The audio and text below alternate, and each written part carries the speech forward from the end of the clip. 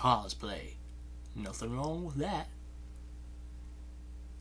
Cosplay, cosplay, cosplay, cosplay, cosplay, cosplay, cosplay, cosplay. All around the world, we do cosplay. No, no, no, no, no, no, no, no, cosplay. Hi, Captain Jack Harkness here. Alright, in case you haven't already figured it out, or if it's going to take you a little bit to process, I'm not really Captain Jack Harkness. I just don't have those kind of looks. But I do have his costume, complete with his suspenders, and the vortex manipulator, which I made myself. And because I made this vortex manipulator myself, I decided before I got into today's topic, I had to try it out. Now, I might not have the scientific knowledge of a Time Lord, or the dashing good looks of a time agent Captain Jack Harkness, but I figure I can at least experiment with this thing to show you around a bit.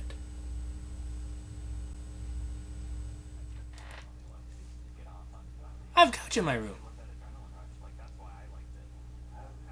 with reading material. Hey, check out the guy in the cover. And there's a fridge here. Awesome. You know what goes really well in the fridge? You know I'm going there.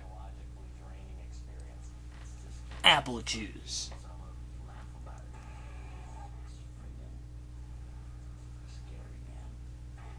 Oh yeah.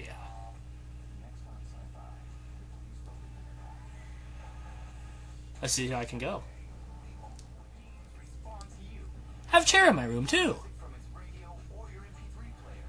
I don't know why I have so much furniture in my room. I never have anyone over.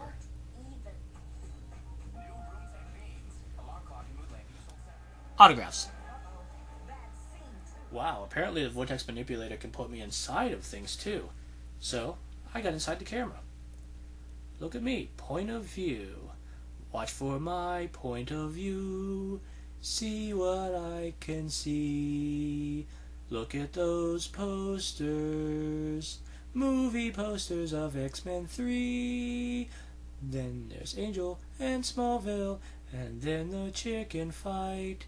What else is here? Except for more autographs tonight. Okay, this is creeping me out. I gotta get out of here. Let's try to get back home now. Oops. Wrong show. How about we try this again? And then we're back here.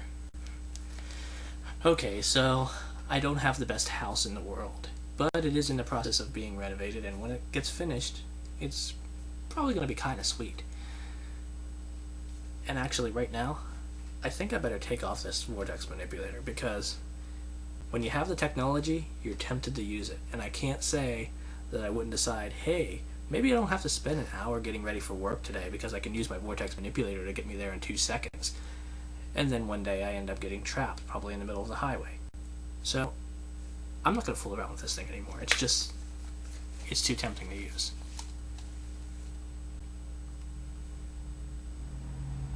Nah. In case you haven't already figured it out, we're going to talk about cosplay today.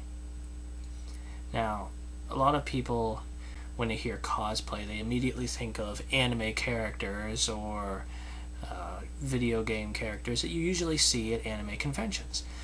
Cosplay is pretty much, at least in my definition, just when you dress up as a character that's not yourself when it's not Halloween. Speaking of which, Halloween's right around the corner.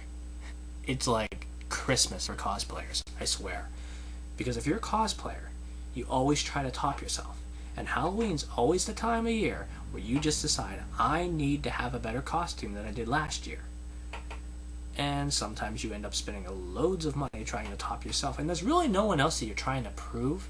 You don't have any particular person you're saying, hey, I'm going to beat that guy, or some other sort of motivation. It's just your own little personal perfections. That this has to be perfect.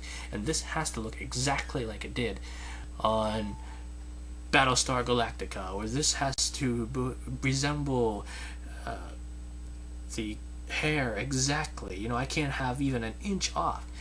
I'm not that much of a perfectionist. I have to admit, my little budget vortex manipulator is probably proof that I don't try to get in advance as cosplay because I don't really have the money. But if you have love of being a character other than yourself, usually when you're an actor, cosplay is just an environment that you and a lifestyle that you have to get into. And yes, it is a lifestyle, because when you're spending money on costumes when it's not Halloween and you don't have to, then you are getting into a lifestyle. Cosplay has a little bit of magic of its own, in that when you get into the lifestyle, you just sort of become sometimes involved in your character. Some people just dress up and walk around and don't really get into it as much, but when you have the acting bug like I do, you really want to get into it. I mean, sometimes you don't really know a lot about the character, it's just a character that looks visually appealing to you, so you can't really get into the character, but sometimes you just go a little bit overboard, like I just did a few minutes ago. Yes, I'm going to be honest with you, my vortex manipulator doesn't really work. I wish it did, though. Can you imagine how much easier it would be if we didn't have to use gas and we just transported and teleported to people? But that's for another time. Right now, though, I decided to show you a little bit of the magic of cosplay by giving you a few examples of some of the cosplays I've done myself. And for it to be magic, you just have to use magic, like snapping your fingers.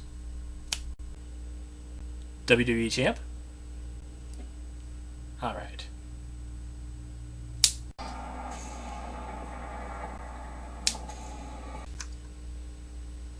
Time Force! Just remember that you don't want to get into it too much. After all, it is really just for fun, not for detail or for obsessing over, because anything that you get stressed for is just going to win you out in the end, and it's not going to be worth it. I mean, cosplay is all about having fun, because if you get too much into it, it really changes you.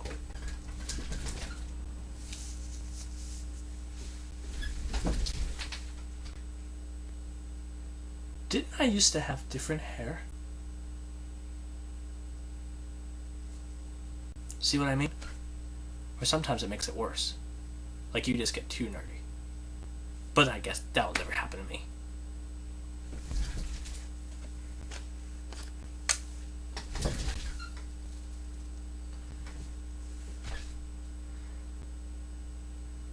Think I look good in glasses?